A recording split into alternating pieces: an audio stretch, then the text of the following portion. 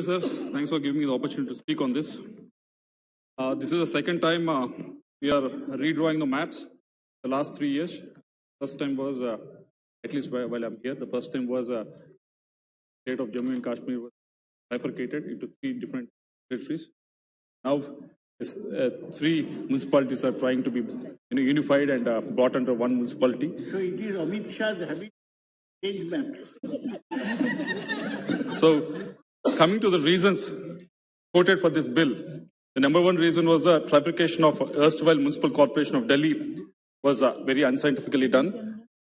And prosperous South Delhi Municipal Corporation with a minimum population and had greater resources, while East Municipal Corporation with sparse resources has maximum population. That was one of the reasons that has been given. Even the minister has, Honorable Minister has mentioned that. And the second reason that they mentioned was this bill will remove bottlenecks in the delivery of public services and welfare. And the third reason that they given was issues like pending salaries and civic projects stuck in the financial limbo will be completed. These are the reasons that the minister has given, and those are reasons mentioned in the bill as well. But when we go through all these things, I can only draw parallels with what happened to Andhra Pradesh.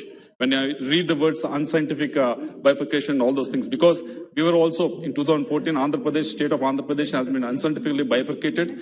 Hyderabad, which has the higher revenues, and a capital city of Hyderabad has gone to a new state that has been formed, which has never happened, but only for Hyderabad has happened, and we as Andhra Pradesh was left with no capital at the same time. Promises made to Andhra Pradesh in the AP Reorganization Act as well is not fulfilled as of now, even though it has to be fulfilled in the 10 years.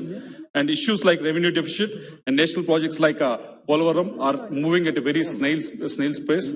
So if the union government believes a wrong has been committed on Delhi, and this bill will correct all of that, and why not? The same logic apply. Why not that same logic doesn't apply for Andhra Pradesh as well? Because Andhra Pradesh has been bifurcated in 2014 itself, and the promises that have been made in this house, I have to mention it because these are the parallels I can only draw from reading this bill. Anyways, coming to the bill, we want to make some suggestions as well as we need some clarifications on this. Suggestion number one.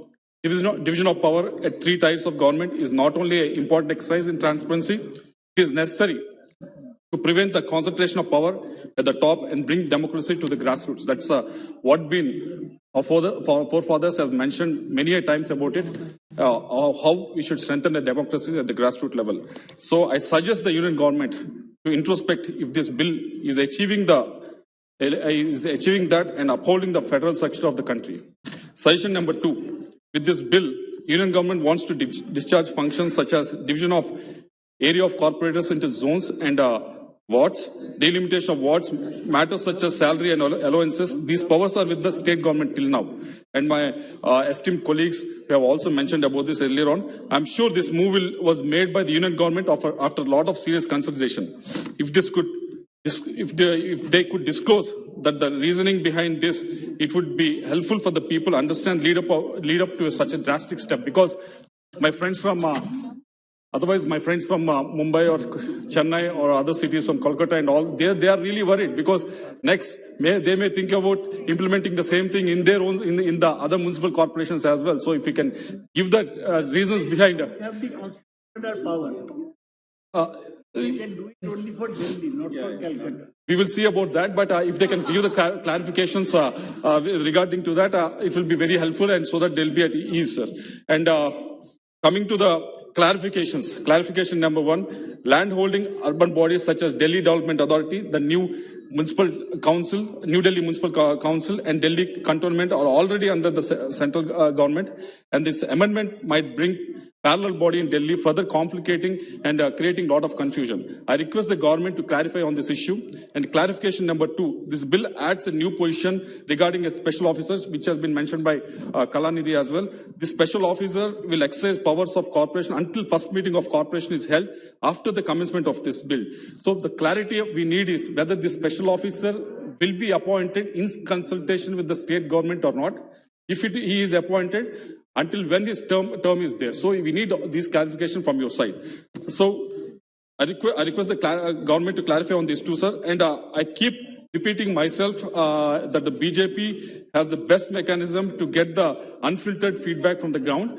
The results in the elections have been showing for the last 7 or 8 years that you have one of the best mechanism, but they have also faulted in some of the decisions that have been made.